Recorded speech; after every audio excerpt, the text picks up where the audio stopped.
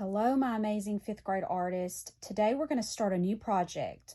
We are going to be creating these colorful trees of life, and we're going to talk a little bit about an artist named Gustav Klimt, and we're going to talk about the symbolism of the tree of life.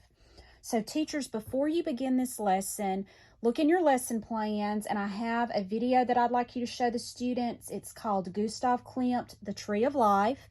Just show about the first minute and 30 seconds of the video. It'll give them a little bit of background on his artwork, and you'll see his painting the tree of life. Let me show you his painting the tree of life. So you'll see this in the video, and you see his tree here. It has lots of swirls in it. Trees are very important to almost every culture in the world. They somehow have a tree in their symbolism. It's very important. And so this one is a Celtic tree of life. The Celts are a group of people who live mainly in Ireland and Scotland section of Europe. And you see this beautiful design they have created with the trees and the leaves all branching out. So some of the things that trees symbolize. First, they symbolize a connection to everything. So you see the togetherness in the branches and how they all are interconnected with everything, bringing us all together. They also represent ancestry and family. So I'm sure you've all heard of a family tree. Some of you may have even made these before. And in a family tree, all of the branches that branch off represent different people and different families in your ancestry. They represent individuality.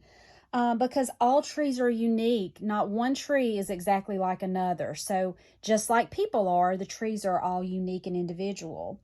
They also represent peace because trees are so calming. They give us that sense of peace and relaxation. So I love trees. I love drawing trees.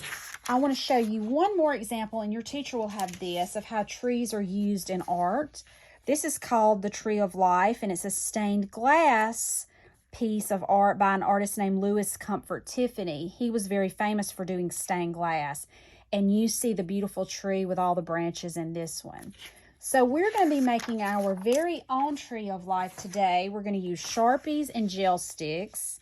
Gel sticks are a little like oil pastels. They're very blendable. I think you're going to really love using them.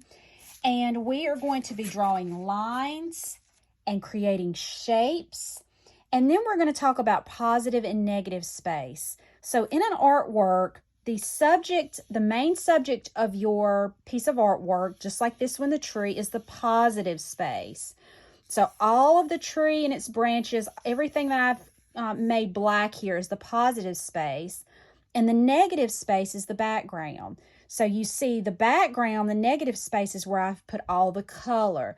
And these negative spaces, these negative space shapes create these beautiful blended color areas that look really nice.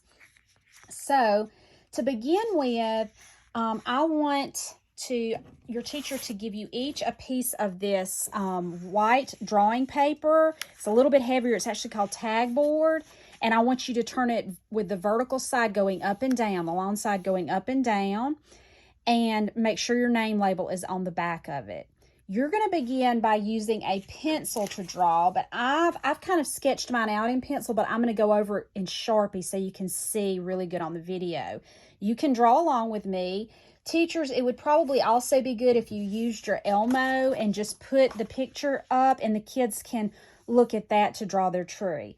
Remember, every tree is unique and individual, so your tree should not look exactly like my tree. You make yours unique and individual, just like trees in real life. So to begin, we're going to start at the bottom, just maybe like a finger space width, and we're going to draw a line that's not perfectly straight. Let me come around here, all the way across. So you're drawing with your pencil. I'm drawing with my Sharpie right now. And then we're going to start with the trunk of the tree. And so all of the branches come off of the trunk of the tree. So I'm going to start at the bottom and kind of make a line that curves up. And it goes up, up, up, up, up. And it gets near the top. And it's just going to kind of branch off. And I kind of like to make mine kind of curvy. And then I'm going to go down here at the bottom and start again with the other side of my trunk. It kind of curves.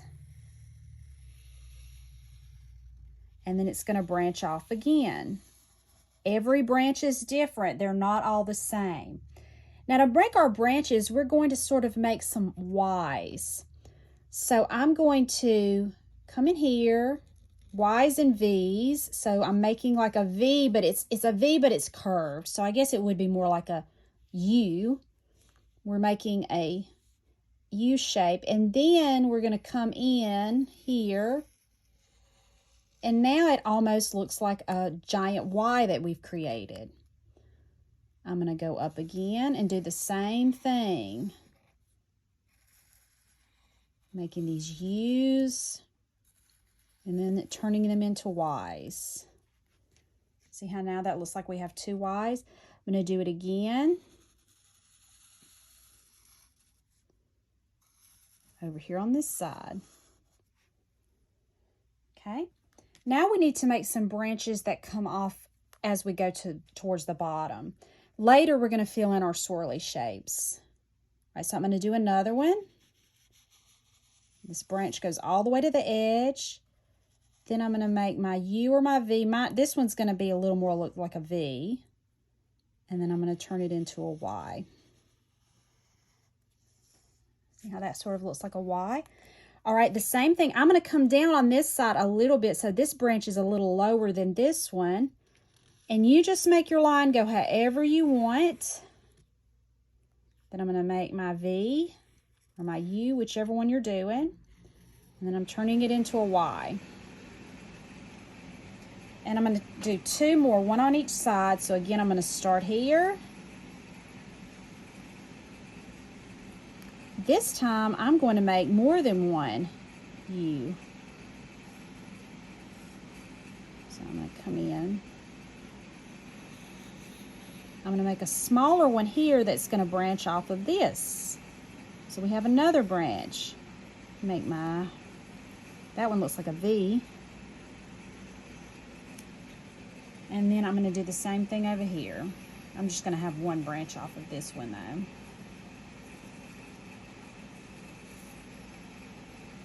Okay, so that's now my main tree, but now I'm going to go in and add some swirls. If you like that, like the Gustav Klimt tree had those, I'm going to add just two. But if you have any big open spaces in the back, remember this is our negative space, the background. If you have any areas that are really big and you want to add a swirly, you just go in and draw that. And then to balance that so they're not just all on this side, I'm going to put one on this side in this big area.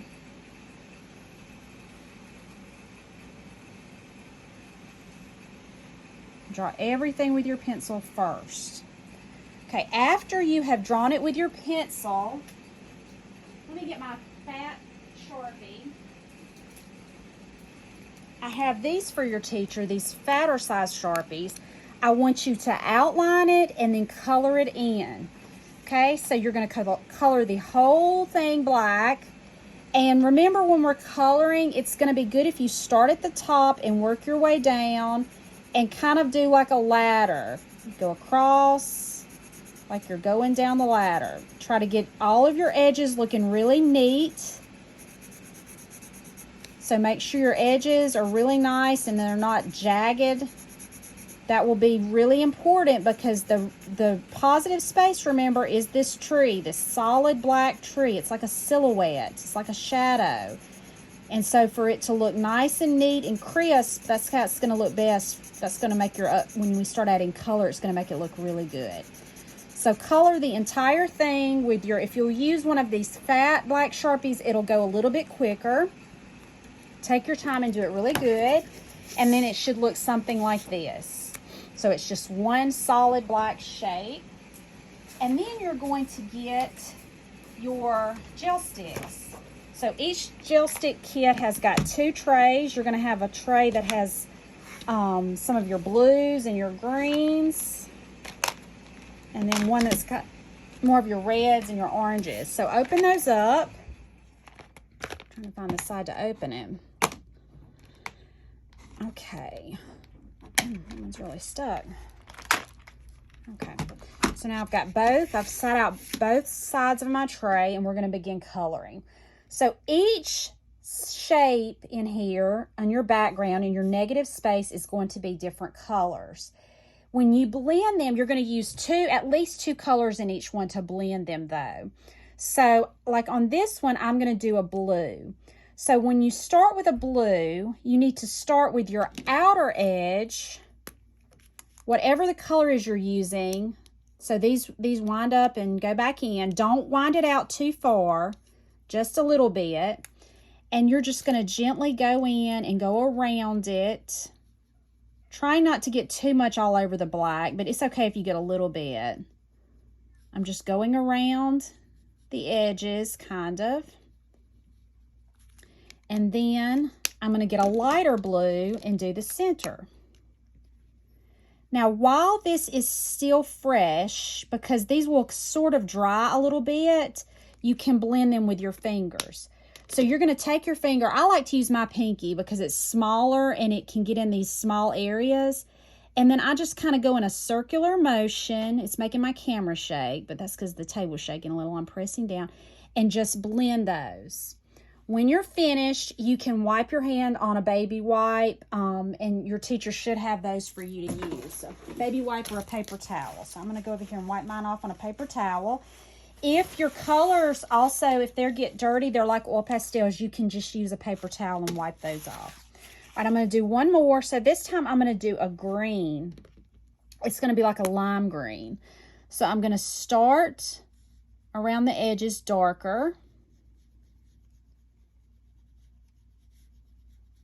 It's very important when you're blending these two colors, though, that you're making sure they're going to be colors that will blend well together. Not all colors blend well together. If they're analogous, that means they're side by side on the color wheel. They will blend well together. Now, this is my yellow, but it's got a little orange on it. I don't want that orange getting in there, so I'm going to wipe it off with my paper towel, and then I'm going to put the yellow, because when yellow and green mix together, they make yellow-green. And so now to blend them, I'm going to use my pinky again, and I'm just going to go in and kind of smooth those together. I'm kind of using a circular motion with my finger. Okay, so you're going to do that throughout the whole picture. So here's my finished one. You're just adding your colors. You can make this part of your background whatever color you like. And it can even be different. So I made mine both blue, but you can do yours however you want. But again, teachers, just make sure the students are using colors that will blend well. So as long as they're in the same family, as long as they're analogous next to one another on the color wheel, that will work.